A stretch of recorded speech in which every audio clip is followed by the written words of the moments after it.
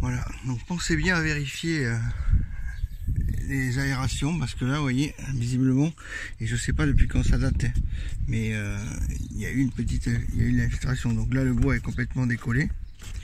Bon, côté structure ça craint rien, parce que vu comment c'est fait, bon, je vais sécher tout ça et puis je vais recoller tout ça à la néoprène. Voilà, donc là on voit bien il y a des montants. Ah, il faut que je sèche tout ça au sèche-cheveux pendant un bon moment.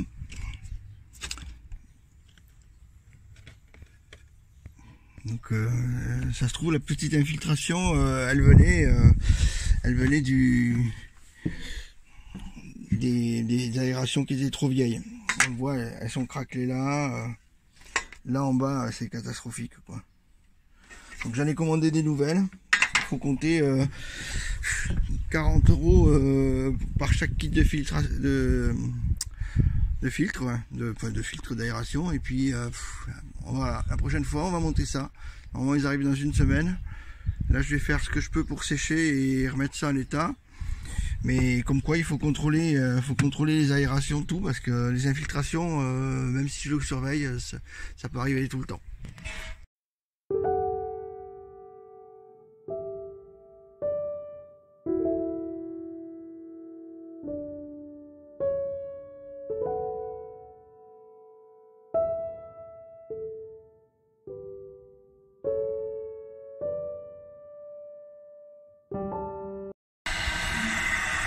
Alors c'est pas une technique, enfin je sais pas comment les autres font, mais moi pour être sûr que le bois soit sec, eh ben, je fais comme ça.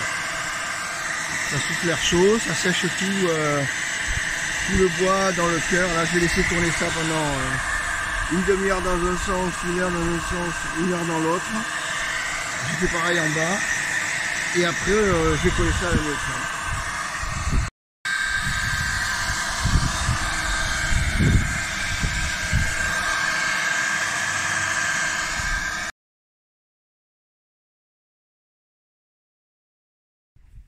Alors voilà, une fois collé à la néoprène, c'est revenu à peu près normal. Il n'y a plus de bois qui est décollé. C'est pas miraculeux, mais au moins le bois est revenu normal. Ça fait propre. Tout est sec, tout est recollé. Nickel. La même chose en bas. Et les grilles, les nouvelles arrivent la semaine prochaine.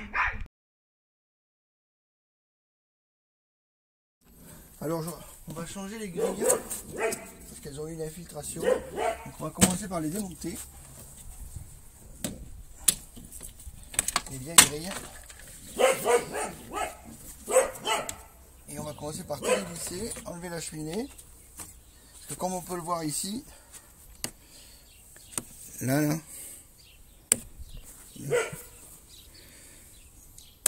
tout est pété et ça fait des infiltrations. Pas des grosses, mais ça fait des infiltrations.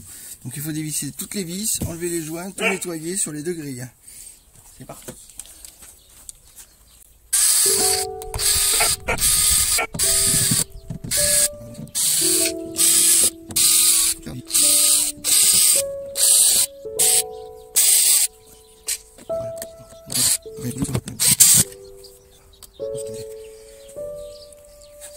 Comme on peut le voir là, on voit ce que ça peut donner. Et là c'était que l'humidité du matin.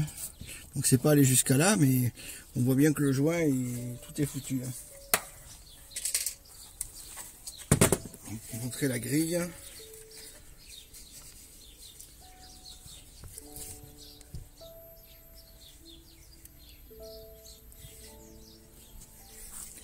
On peut voir la grille, c'est complètement cassé. Cassé là aussi, enfin c'était cassé partout. Donc là il faut que je vais chercher.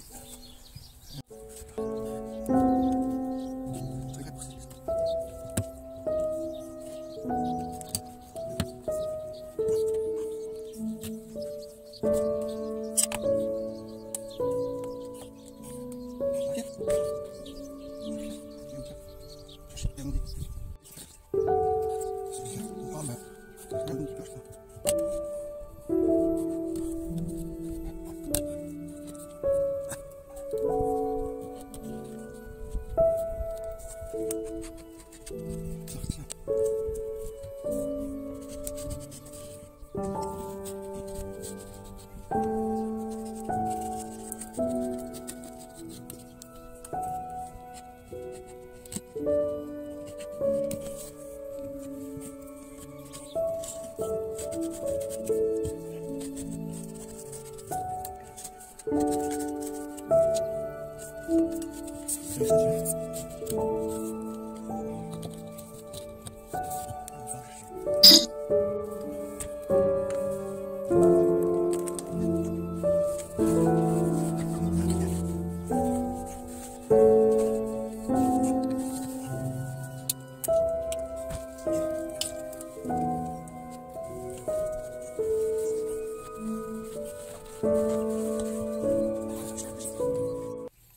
Voilà.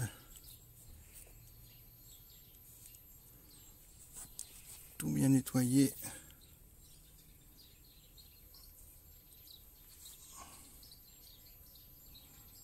Il ne reste plus une trace d'avant. L'avantage dans ces grilles, c'est qu'on a des grilles pour l'hivernage, qu'on n'avait pas sur celle d'origine, ou alors on ne les avait jamais données quand on l'a acheté. Donc ça se défait en faisant un cran là. Il ne faut pas avoir peur du bruit que ça fait, c'est normal. Donc, avant de mettre du joint, on va aller voir que tout rentre bien.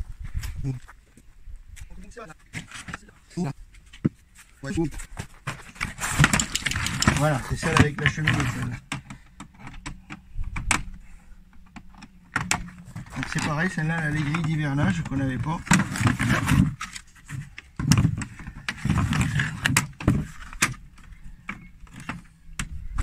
Évidemment, on veut les enlever, j'ai les mises.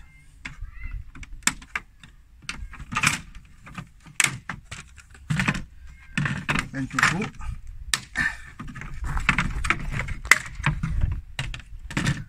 Voilà. Normalement, on a les trous pile en face, s'ils n'ont pas changé grand chose.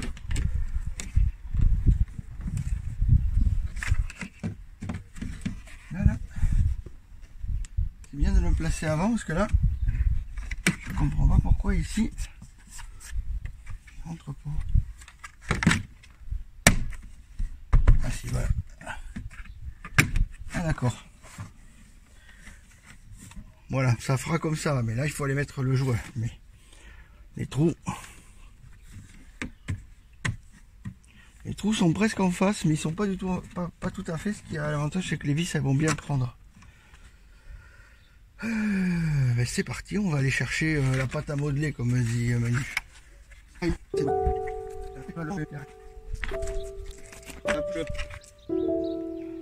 C'est plus large que ce qu'on a besoin. De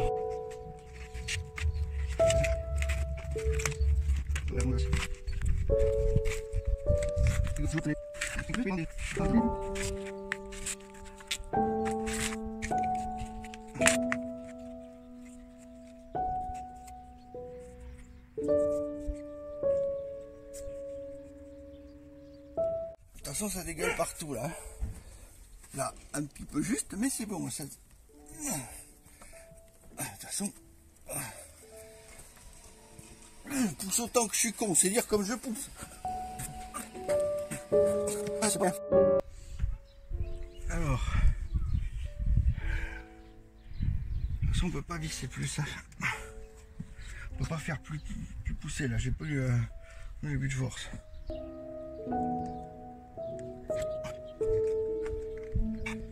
Je vais dire.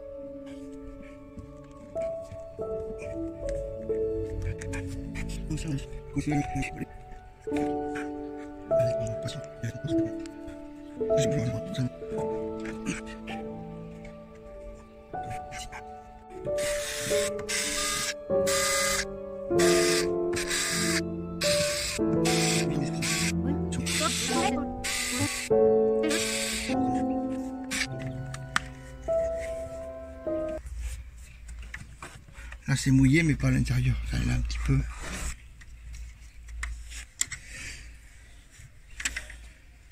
Complètement éclaté, regarde. Complètement éclaté. Tout pété de partout. Allez.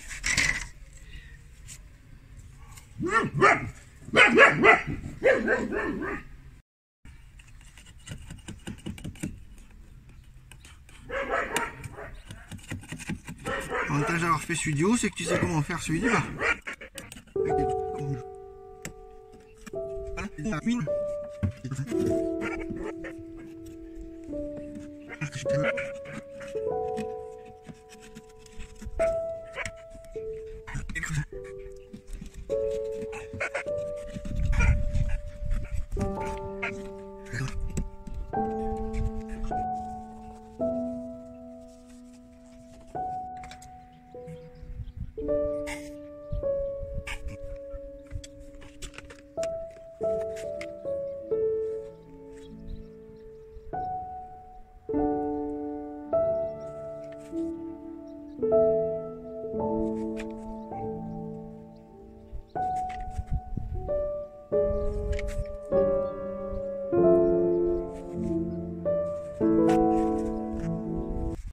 Donc le joint du haut store était complètement HS. J'ai tout retiré et tout.